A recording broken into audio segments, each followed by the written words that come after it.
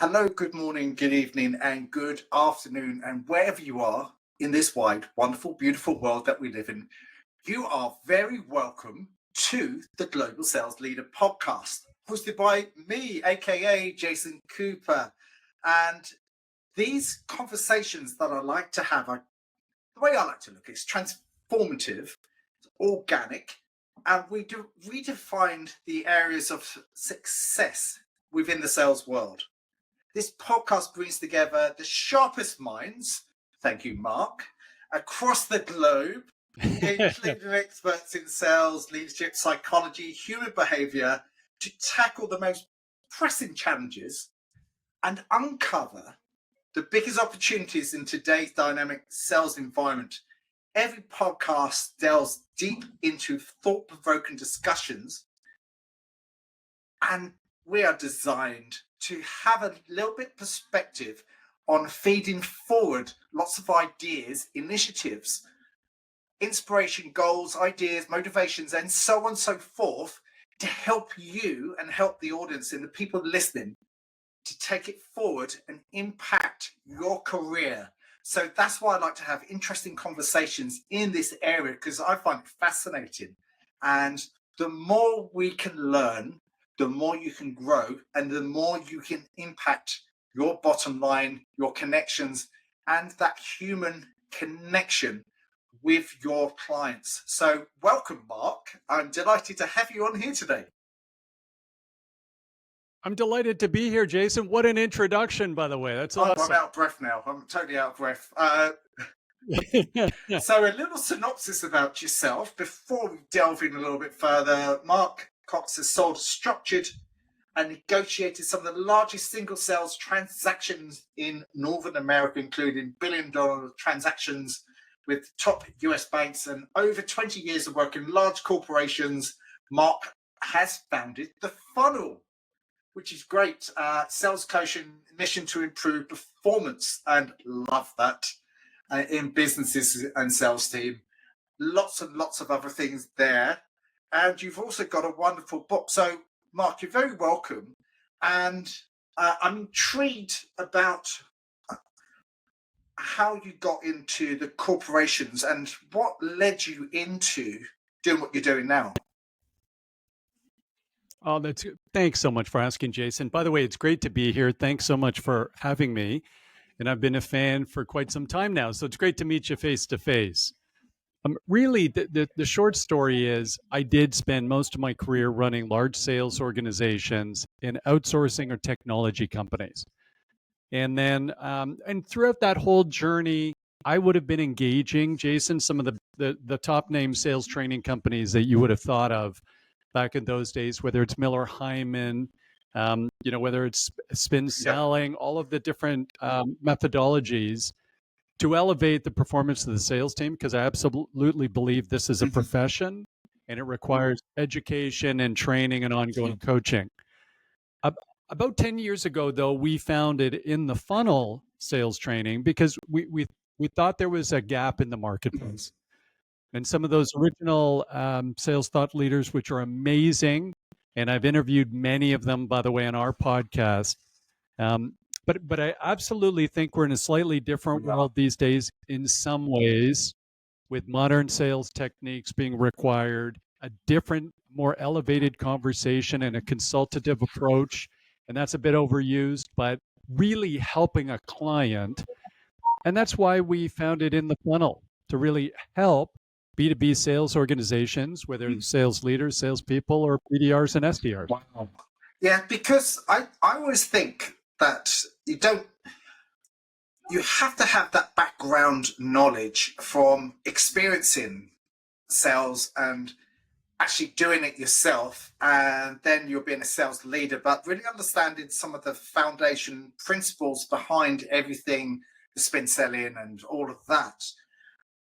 But then it's also good to actually go, well, they're all good, but what else is there? What else can we apply to this, whether it's medic and like I've learned a lot of the different approaches. Yes. But what else is there on top that we can maybe add in value and just keep evolving? So looking at what you have done, what else have you evolved on top of from your experiences now? Because this is one of my fascinations for 2025 as well. Yeah, great. Well, first of all, I love the fact you've looked at a lot of those other sales methodologies out there, and so have I, by Mhm. the way. There was really that foundational group of sales methodologies started, most of them in the Yeah. 80s in some capacity and then in the 90s. And it's really logical, Jason, as to why. So sales, professional sales is the most important business discipline out there. If you can fix sales within your organization, you can then write a check to fix Mhm. any other problem in your organization. So of the three most important numbers in the P&L, revenue, expense, EBITDA, revenues the most important Mhm. one. But the truth of it is today, for the most part, B2B sales, professional B2B sales, it's not taught in college and university. So I do an MBA. I got 4 courses on finance. I got 5 on marketing. I have 0 on B2B sales. So this idea of training and coaching in B2B sales exploded out of this fact that there's a huge gap in terms of business Mhm. education. And it gets filled by all of these different processes and methodologies and ideas and all the rest of it. And many of them, as I say, absolutely awesome. And I'm huge fans of many of the ones you've already Mhm. mentioned. But that leads to, what did I think was missing? Why did I start an organization? What did I think was missing? So one of them is, one of the thoughts was, I think we're continually evolving the role of a salesperson where it really is a management consultant now. So yesteryear, a lot of those methodologies, yesteryear was about pitching and being a good talker and smiling and being engaging. Today, it's about being a problem solver, being intellectually curious, making the entire conversation about the client, the prospect, having high degrees of business acumen. The second thing I wanted to do with our book, which is called Learn to Love Selling, was I wanted a conclusive playbook or comprehensive methodology for everything strategically and tactically that somebody selling B2B today needs to think about. So whether it's a leader building the sales program for their team, or whether it's the sales individual, the direct contributor, trying to figure out, okay, how do I maximize revenue Mhm. within my territory in the given quarter or year? That's what we try to distill down in our book. And that's why the subtitle is The Universal B2B Sales Playbook. We tried to do a lot of work to kind of contain this into one Mhm. volume where we could say, here's what you need to do to build your sales plan for the coming year. I like that because that helps you give a plan to what you need to do and help you build up. And I've got some notes down here about understanding your value proposition and articulating your why and focus on your core capabilities and how you are different to everyone else. Because if you look at a lot of people's value, if we look at recruitment companies that do B2B, said, or you, there's so many companies that do the same thing. So how do you want to stand Yeah. out in front of them so you look different and but you also sound different and keeping the acronyms and all of that just plain language. So what in from your experience and from what you've noticed, what are the main aspects that would help people to stand out a little bit better? Well, you've nailed it, Jason. I think in just simple English, what we have to do is we need a good answer. When one of our new prospects or somebody else we've just met goes, "Who are you guys? What do you do?" And today, most companies go through a lot of the answer is gibberish, and it's 3 minutes long, and it starts with, "Well, 14 years ago, our founder, flew a jet and fell out and jumped in a parachute." Nobody cares. No, you're right. So this idea of trying to create this value proposition says, just try and address 3 things. What do you do in plain English? What's the business capability? Number 2, and most importantly, what do you do for them? So what desired business outcome do you actually provide a client? So why would a client engage you is number 2? Mm. And then number 3, What's unique and different about you, given the client's other options in the marketplace to achieve that desired business outcome?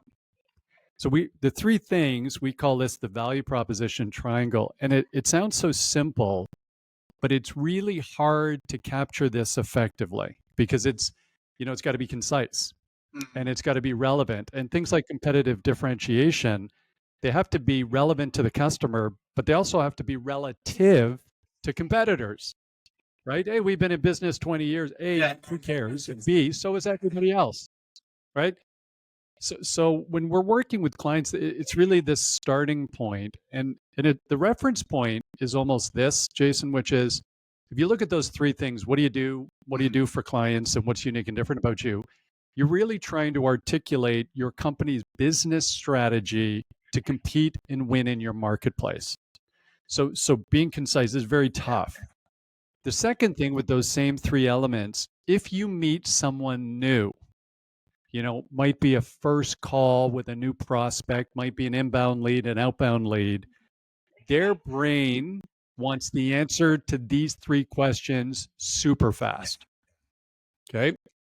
So if we interrupt somebody in the middle of the day and, we want to have, we're doing demand generation, their brain, as soon as they realize we're a salesperson on the other end of the phone, their brain is immediately going in 7 seconds. I got to know who are you? What do you do? And what's unique and different? Because I've already got somebody taking care of this for me Mhm. now. Yeah, you're absolutely right. And linguistically, the power of three is how you suggested it, is how we should keep it really, really simple and a nice, simple approach. And it's so impactful in persuasion and influence linguistically and how it's all Yes. presented. That's why you see a lot of products are selected in the power of three and online in the business world. And as you suggested, it's value first. It's not necessarily always about you. They want to know who you are. Why are you wasting my time? How can it build in value? Yeah. But it's always about them, which is so very important Yes. because nowadays they can look around everywhere and they can see certain other competitors which look like you. But again, how can you differentiate yourself amongst everyone else? And I love it's the all about them, Jason. And by the way, none of this is Yeah, new. yeah, you're right. Dale Carnegie 100 years ago wrote a book called How to Win Friends and Yes. Influence People. And our favorite quote is you can make more friends in 2 months by being interested in somebody else than you can in 2 years by trying to make them interested in you. Mm, So human beings and how we connect with people, that hasn't changed in hundreds of years. So it's really important to kind of remember that part of it. It's always about them. But I think some of us in B2B sales today, and by the way, I'm in the same boat. Sometimes we get caught up in our world, right? Where we're going, hey, it's the end of the month. I'm starting to sweat a little yeah. bit. We need a couple new clients. Oh, I've got a meeting with Jason Cooper. So I jump on to that meeting going, man, I hope I can sell Jason something. Instead of jumping into that meeting going, man, I hope I can help Jason with something. Yes. And if it benefits me, great. And if it doesn't, that's okay. But let me make sure I can help Jason. The difference in a mindset between those two approaches is night and day for the recipient. Yeah. And I think that is something that I always like to include. And you hit the nail on the head, which I'm going to allude on to something else in a minute, is the mindset of that, is to take that degree of the internal language is, Christ, it's the end of the month. I need to do something. How do I do it? Exactly. I'm going to panic here. And is it always going to be about me? And just forget that for a moment. You just calm down and go, well, what would the most successful people do in these situations? Do they panic or do they just ride for the occasion and go, well, let's see how I can add more value to them? Because it is a simple thing, but because of our brains fight, flight, or freeze, we get overwhelmed and then we default back into that mode. Yeah. So here's a stat that is not mine, but it'll blow your mind. So there's a great guy named Dr. Nick Morgan. Nick Morgan. He's got a number of books out, but one is called "Can You Hear Me?" And the other one's called Power Oh, Cues, which is great. And it just talks about our conscious minds and our unconscious minds. And our conscious minds actually process, apologies if I get the numbers wrong, about 40 bits of information a second. So very powerful conscious mind. Okay, and I'm checking Jason out. Our unconscious mind does 10 million bits a second. So there are all of these cues, and so whether you know it or not, you're sort of communicating, particularly face to face with someone, where they actually get a sense for your intent. mm, So just change. The sales today is not pitching, cajoling, trying to get a deal. Sales today is management consulting, trying to help somebody. If we go into every conversation and say, "Listen, I'm trying to figure out how to help the other person," it comes across. And then they'll sense that. And what ends up happening is they'll be more comfortable sharing, communicating with you, explaining the implications of their situation, authentically responding to your questions. And then the more you know about them and their situation and what's going on, the better position you're going to be in to mm. help them. Oh, absolutely. So now we're going into the consultant mindset of a salesperson. I'm Yeah. curious, from your perspective, are we more analytical? Are we more problem solvers now? Because the age old 1980s approach was being uh, a certain type of person, but now I think it's just a more introverted, understanding, critical mindset in really understanding them as a person, but asking them some really curious questions to really dig a little bit deeper. And Yeah. it's slightly, Yeah. I'm not saying before it was this is our brochure, blah, blah, blah, blah. Hopefully it's never been like that and not death by PowerPoint nowadays, because I think that's a bad thing as well. What, from your perspective and your experience, where do you see the type of successful salespersons nowadays in terms of their understanding as opposed to what it was like? Where do you think the success lies today? Well, you nailed it, Jason. The success lies today in somebody who's a authentic, problem solving, smart individual who's a better listener, than Mhm. talker. And in yesteryears, it was somebody who was a great talker and great at pitching, great at building rapport and those kinds of things. And in some cases, by the way, 50 years ago, when I had a beautiful head of hair, by the way, they were talking brochures. They were talking brochures. Mm. We don't need talking brochures anymore. We need actually folks who can solve Mm. business problems and help clients achieve desired business outcomes. Now, that kind of person, in my view, can be an introvert, it can be an extrovert, or it can be an ambivert. Could be either type of personality. But I think for us, some of the consistent attributes would be they got to be smart, Yeah.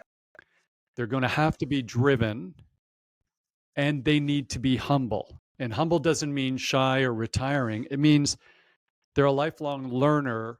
They're not a know-it-all, they're a learn-it-all. So Mhm. they know that they've got to continue to, evolve their learning.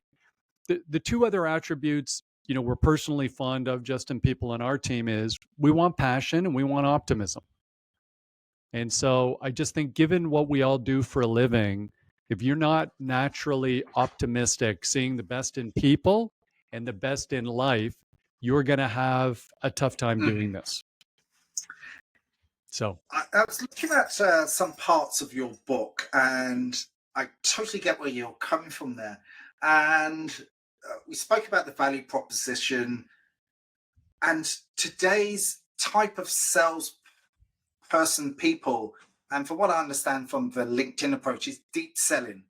And you've had a look at creating the demand for warmer types of leads into the business and organizations, because the yeah. way that people search now, it should be a warmer type of lead. So you're throwing stuff through the internet to create warmer leads. So when we talk about demand generation, and coming out from your book, and I know you got the Learn to Love Selling, the Universal B2B Sales Playbook, and we'll probably look at the playbook side of it, is the demand side of it. What do you mean by that?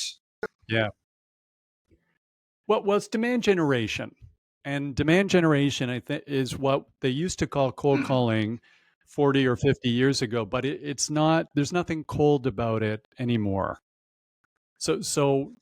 I think a lot of sales automation technologies actually hurt our profession in lots of different ways. That's a different podcast.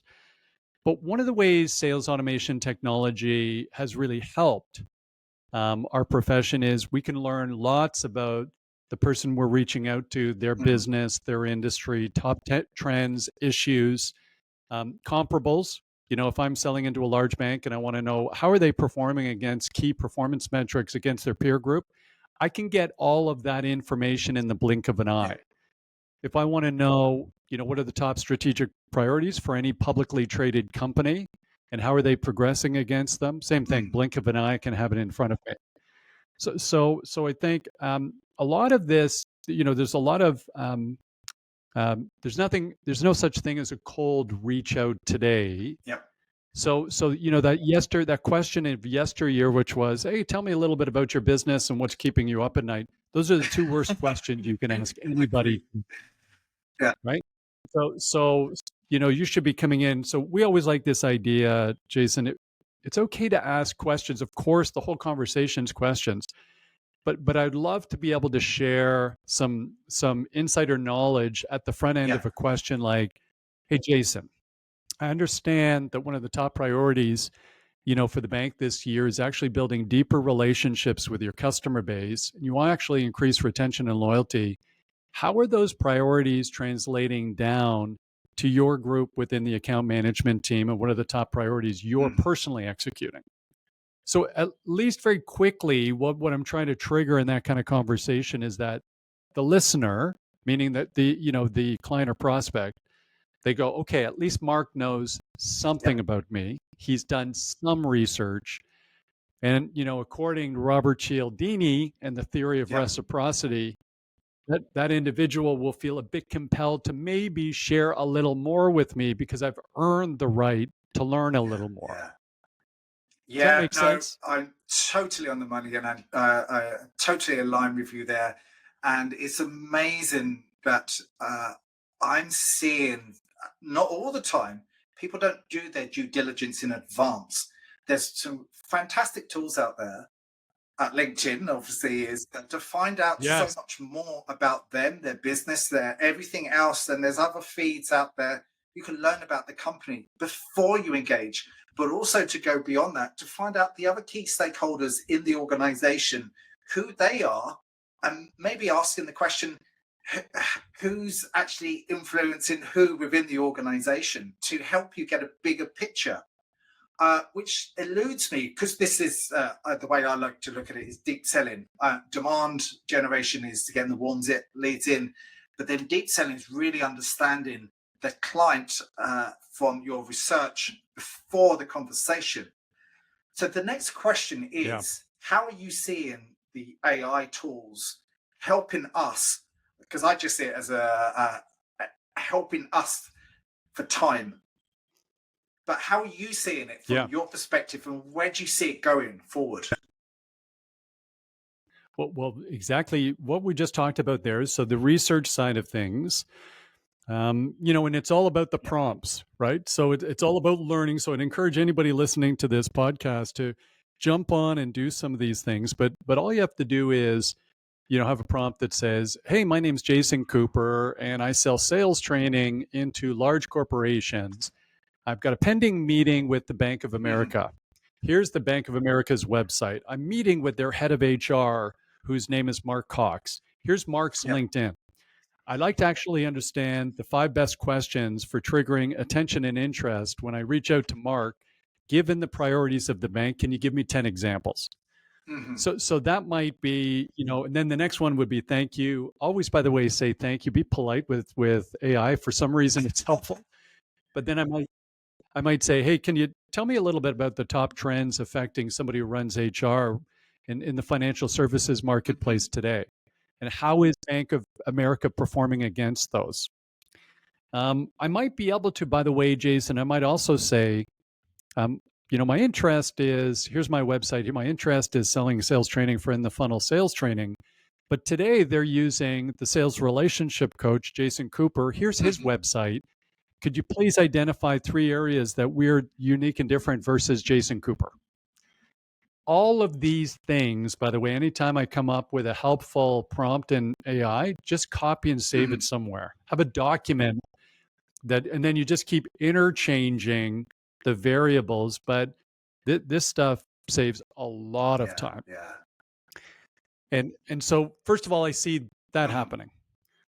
The second thing I see leveraging AI for is I can actually understand a little more about Jason by your digital footprint. So there's some AI tools out there today that will do a disc profile on the person you're reaching out to and compare it to your disc profile and say, by the way, here's the way you should ask your questions. And I'll keep it really simple, but hey, Jason's a detailed numbers based individual. Mark, you speak in big Yeah. pictures. You got to bring it down and you got to speak about definitive return on investment.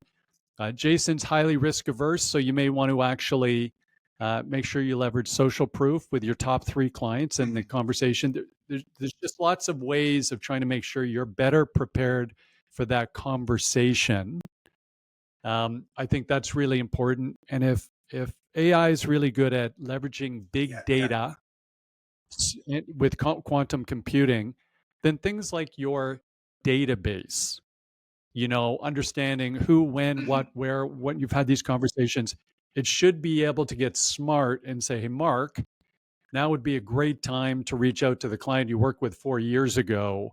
Here's what's happening with their company. They've had lots of changes. They got 57 job postings for salespeople. Why don't you reach out to, you know, um, uh, Yeah, Rooney yeah, yeah, today? yeah. So, Kevin Keegan needs a call today. So I just think there's a way of leveraging, big data in a way that makes you just insanely efficient. All of our LinkedIn posts, by the way, a lot of our LinkedIn posts start from AI, and then we workshop the last 20% of Yeah. them. But it gets us 80% of the way there for a lot of social media content. I think a lot Is of that us. helpful? Yeah, no, that's. I'm also curious about the AI that you might use for disc profiling. Is there anything specific, or do you have any immediate bits of software that you might use there? Because that might be good for the Yeah, audience. there's multiple. Actually, most of the major players, they're going to have, most of the major CRM systems today, they have an They AI do, yeah. automation tool, and that the profiling will be a part of. Ah, I've learned Yeah, something new today because I didn't know about. I know about the disc profiling, but I'm certain that the LinkedIn portal has a disc profiling metrics on the back of it if you use the full sales navigator tool. But because yes, Microsoft owns LinkedIn, as we know, there's I think there's a Cat Pilot or something like that, which is also plugged in. it's Copilot. Copilot, yeah, that's Yeah, right. I do have Microsoft. I yeah. haven't really used it yet. So they each have their own with their names. So whether it's Salesforce, HubSpot, or Microsoft, they're each, every major CRM system is going to have an AI tool, and that AI tool is going to be at a different level of evolution, but they're way ahead because those are the companies that have money to dive deeply into it. And they're also extracting, they've got the use cases because they have so many folks on the customer base Mm. leveraging it. So they've got the use cases. By the way, the next use case is the tool actually does your demand generation for you. So this is not, there's tools out there today that says we're going to do your cold calling for you. So it's an automated tool.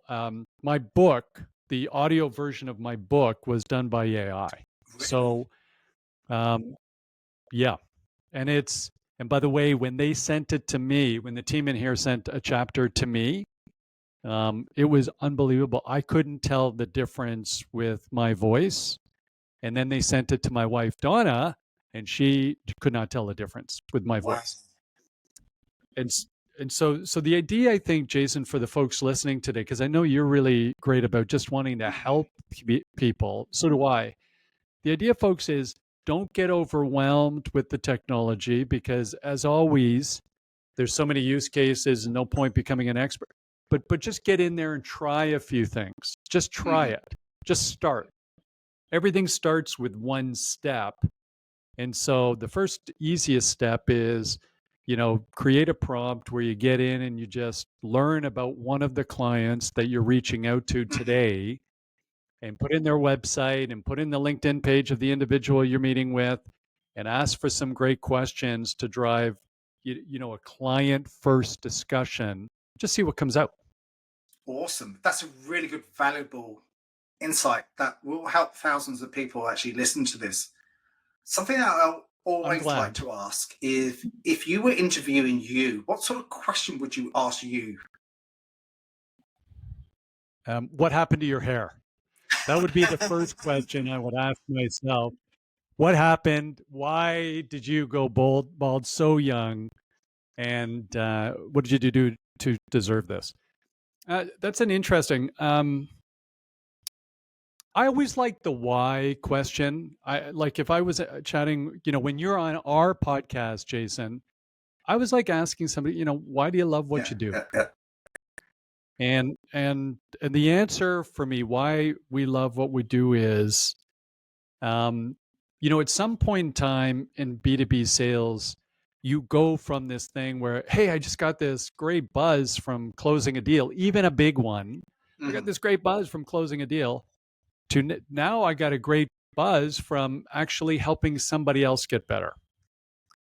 And so our whole company is about trying to help, you know, growth oriented sales professionals, those that want to get better. We want to help them get better. And the why is we actually think we improve the lives of people when we do that. Mm. And we learned a lot of tough stuff during COVID that said, hey, a lot of people in B2B sales have, mental health issues and challenges there because of the nature of the Mhm. role. It's there's a lot of pressure and it's easy to assess performance and it's binary. You hit your goal or you didn't. You're the only person in business whose performance scorecard is on a kind of scoreboard for the entire stadium to Mhm. see. Nobody knows how the head of HR is doing. Nobody knows how the marketing person's doing. But in sales, it's, hey, we hit our goals or we Yeah, didn't. yeah. So our our kind of job here is to make sure we're improving the lives of growth-oriented B2B salespeople. And also, I do just want to elevate this whole business discipline to the profession it deserves to be. Mhm.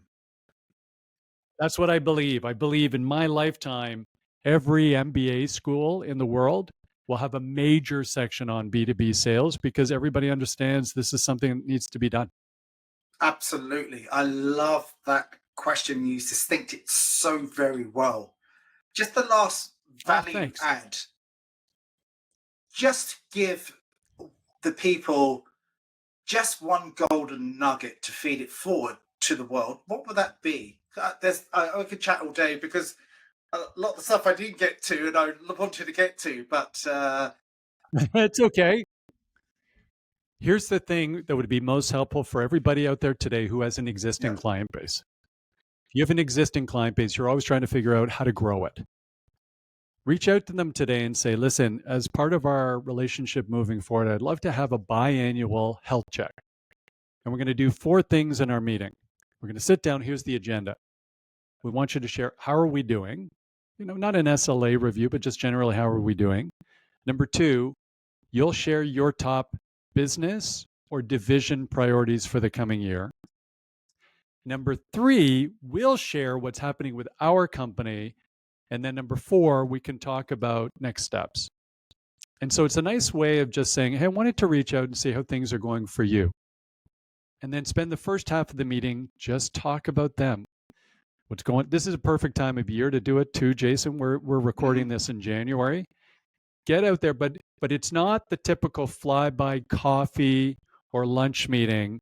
And so the agenda makes it a little more Mhm. formal and they actually think about good answers to the questions you're asking. Give it to them in advance. They also might invite other people you don't know. That's the idea. You're trying to increase the breadth and depth of relationships within the account. So just trigger a health check meeting. And if if you want that agenda, if anybody wants the agenda, reach out to me on LinkedIn. I'll send you that agenda. My name's Mark Cox. I'm at In the Funnel. Reach out, connect with us on LinkedIn and go, I heard you on the amazing Jason Cooper podcast. Send me the health check agenda and somebody on our team will send it to you. Fantastic. You actually took the words right out my mouth. How do we find more about you? But you've already just did that. So thank you for that. And look, I really appreciate you coming on the show today. And I think you've given us a flurry of lots of good insights, lots of good ideas, and lots of takeaways. And it's really, look, we are aggregators and we are facilitating to help the audience and the listeners to take some ideas and some processes and some thoughts and they go, excellent, I've got that. And we can help them do that. And I think we've done that today. So really appreciate that. Jason, I really appreciate being on the podcast. It's been a pleasure meeting you and chatting with you. And we're super excited to host you on our podcast, The Selling Well, in the non too distant future. So that'll be a great conversation too. Thank you. You have been listening to the Global Sales Leader podcast. I'm your host, Jason Cooper. And every time that we release a podcast, it's in your favor to listen because what we want to give you is insights, golden nuggets to help you elevate your success forward. Appreciate that. Goodbye.